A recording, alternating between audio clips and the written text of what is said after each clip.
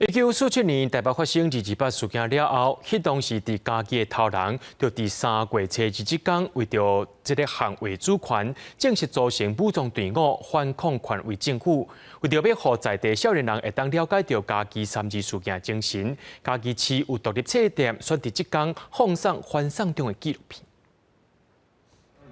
看到感动的所在，民众哪看哪七目屎。家己市伫3月初2暗时放送这出记录香港反送中的纪录片。75年前的台湾家己，3年前的香港，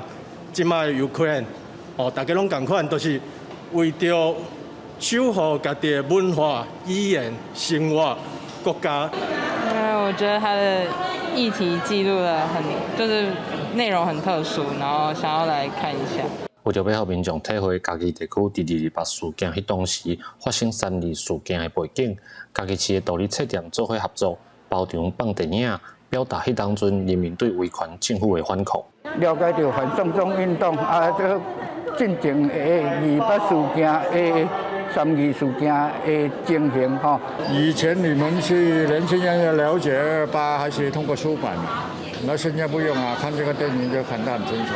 这场电影包场的活动吸引真侪少年朋友来参加，其中更有捌参加过反送中活动的香港学生。台湾的青少年，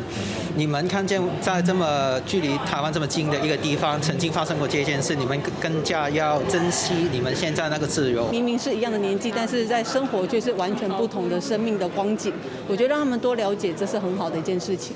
主办单位表示，家己2·8发生的3·2事件是家己人反抗威权政府的开始，希望透过这出纪录片，让大家知影威权政府的可怕甲自由的珍贵。记者林慧婷家己报道。